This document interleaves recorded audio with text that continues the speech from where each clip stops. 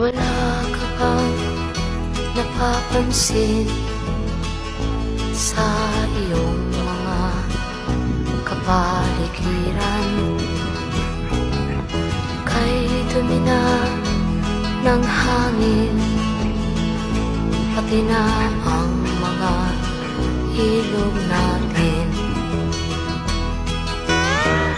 Hindi nga masama ang pag-unlad, at malayo-layo na rin ang ating narating. Ngunit masdan mo ang tubig sa dagat, dati kulay asul, ngayon'y naging itim.